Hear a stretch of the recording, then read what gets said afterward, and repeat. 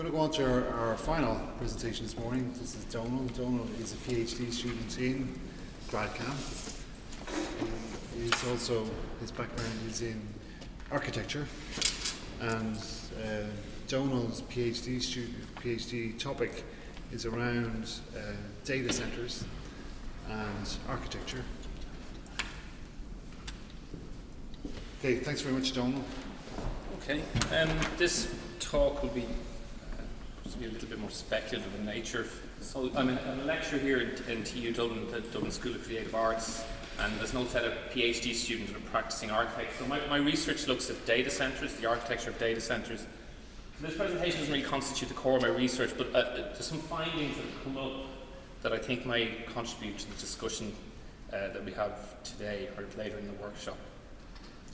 So this is a data centre in Tallaght. Tallaght, you might recognise this. Tallaght is a South Dublin suburb, and it's one of 4 existing Amazon data centres.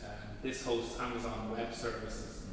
So there's a cluster of about 4 of these kind of mega structures together, and there'll be a fifth. The fifth is coming on its way, which I'll get to a little bit later. So buildings like this at Amazon are basically the infrastructural layer of global cloud computing. And again, I apologise for just taking a couple of baby steps here. I assume everybody knows what I'm talking about, but I'm not going to take that chance just to get everybody on the same page. So the architecture of a data centre is essentially an assemblage of backup power equipment, HVAC systems, fire suppression equipment, and they're all designed to work in concert to protect computers or computer servers and ultimately to protect the data housed on those servers. In Ireland, due to the demands of the large tech companies, so for those who don't know, Amazon, Facebook, Google, and Apple tried but failed to have a presence here through a data centre. So the big tech companies are all sort of present, bar one. And they have really pushed the data centre in the Irish construction industry that specialises in data centre construction towards the adoption of BIM in a very kind of advanced way. And kind of as we know, and as has already been mentioned, BIM is like an intelligent digital process which gives architectural, engineering, construction professionals the insights and tools to efficiently plan, build, design, and then manage the infrastructure, which I'll be talking a little bit more about today. So 4D modelling and 5D modelling allows kind of real-time visualisation of a project's progress. 5D allows the costs to be attached to that progress. And I'll just get to what I'm talking about. This is an example of a Google interior of a Google data center. This is in Oregon, but we have one here, but they're very secretive about their imagery. But this is essentially a BIM model clash detection diagram manifest as interior design, with perhaps like the Pompidou as a stylistic forefather. But 6D BIM is what I'm interested in. So that takes the model beyond the completion of the construction phase and becomes central to the data-driven operational management of the facility. So BIM, Building Information Modelling, is about the life cycle of the building. And a component of BIM, something called DCIM, which started off life as a component of BIM, but has taken on a life of its own. It's a software which is about running the data center itself. So BIM takes care of the building, DCIM takes care of the management of the data center and the operations of the IT. BIM has been increasingly integrated with DCIM to provide kind of holistic models that take care of both the architecture and then the IT systems. So data centers require, in essence we boil it down, data centers require vast amounts of energy, cooling energy, typically produced by air conditioning units. The electricity consumed in a data center almost completely converts to heat. This heat is not utilised, and there are various solutions which I'll get to in a little while about what to do with that. In her essay, The Materiality of Media Heat, Nicole Starosielski cites a network manager who reflects, an invisible enemy lurks within computer networks and communications equipment. The enemy is not a hacker, a virus, or worm, but something that appears much more innocuously. That's heat. So heat is the enemy of the operations of a data centre. I just want to put this in an Irish context. This is an air grid who manage the distribution of energy in Ireland. This is an air grid projection for 2030, and they think Irish data centres will consume about 30% of the overall electricity in the country. So that's a huge one, you know, it's 30%, a little under 1/3 of all electricity produced will be consumed by data centres. That's not there's lower estimates, but there's also higher estimates as well. Globally, 230 million tonnes of CO2 is produced by data centre. Again, those figures are a few years old. There's a lot of woolly statistics around this stuff, but that's probably the closest I can get to something that's reasonably accurate. So BIM and DCIM manage both the efficiency and then the redundancy of these kind of vast kind of amounts of energy. In ancient Rome, the Vestals or Vestal virgins were priestesses of Vesta, the goddess of the hearth. And the College of the Vestals and its well-being were regarded as fundamental to the continuance and security of Rome. They cultivated the sacred fire and was not allowed to go out. And this is an 18th century depiction of it. To the philosopher of media, John Turner Peters, Vestal fire follows the rule that infrastructure stays out of sight when it's working. We can understand electricity as repressed fire, that when in a Vestal state stays out of sight, but when its control is lost, it can be terribly destructive. So in 2014, this is what a mining accident looks like. This is a tiny Bitcoin mining facility.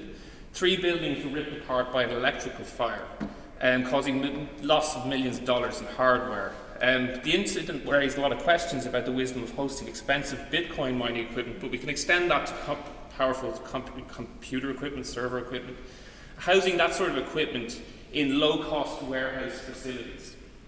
Where was it? Thailand. Yeah, Bangkok. So in addition, this electrical Vestal fire does not bring to light the resources they depend on, but rather transforms them unrecognisably.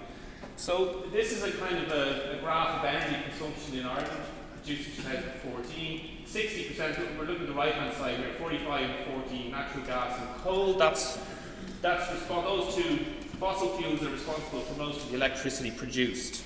So the adoption of this kind of data centre business model as New Ireland is responsible not on clean energy per se, it's responsible mainly in fossil fuels. And for a lot of talk about renewables, I don't see how we can meet the demands, these incredible energy demands, based on a renewable system that we haven't yet developed. So globally speaking, since 2016, Google have experimented and handed over cooling operations to their DeepMind division. DeepMind is the machine learning arm of Google, and through something called reinforcement learning has reduced cooling costs by up to 40% globally in their data centers, making them by far the most power efficient data centers around. So the core part of DCIM, or data center infrastructural management, is being handled by a centralized machine learning system in the kind of Google ecosystem, but you can imagine this being adopted kind of widely. We could say that information is irreducibly connected with heat and fire. So again, this is a quote by a politician whose name I don't have, referring to a new data center campus in Ennis in the west of Ireland. This is a kind of common understanding of data. We may dispute the statement, but information is now raw material, but crucially so are the byproducts from the data processing industry. Back to Tallaght, again in South Dublin. So the new data centre that will be built in Tallaght is going to be, the recycled heat is going to be connected into a new energy distribution network which will heat buildings, including the TU campus in Tallaght.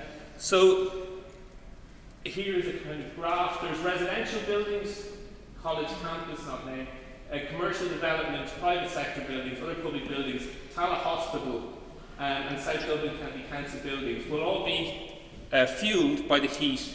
The exhaust, they're going to be plugged into the exhausts of the Amazon facility, in effect. So DCIM and BIM become the tool directly responsible for our comfort at a metropolitan scale. That's a centralized version of the kind of near future. A decentralized version, if I can get this to play, is a radiator. This is a radiator called the QRAD by a company called Quarno. And these are like, if you can imagine a server farm dissipated into a vast network of mini data centers. You can buy this little mini data center, you plug it, you screw it to your wall, you get the benefits of the heat, but you don't access the microprocessors. The microprocessors work in concert. At the moment there's 5,000 of these in homes, I think the company project will be 20,000 in the next few years. So I think of it as a vast server farm, this decentralized into your home. The computing power, this company mainly sells this computing power to the financial industry and the Hollywood animation industry. So either there's going to be vast kind of hedge fund algorithms passed through it, or the latest Batman film is going to be animated in. But this is happening in your home, potentially. You become a kind of owner-operator of a little miniature data center. So kind of with this in mind, I'll finish with a couple of questions. The business model of what Shoshana Zuboff called surveillance capitalism involves giving away digital services for free in return for sacrificing our privacy.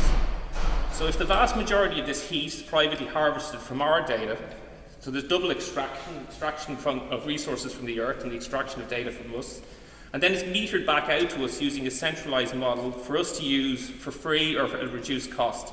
Does the argument against building such energy and data-hungry infrastructure become diluted when that excess heat is relied upon to warm our homes? Or as the media scholar Julia Volkova points out, this may be less about benevolence and climate sensitivity and more about changing the discourse around planetary scale computation's insatiable appetite for mineral resources.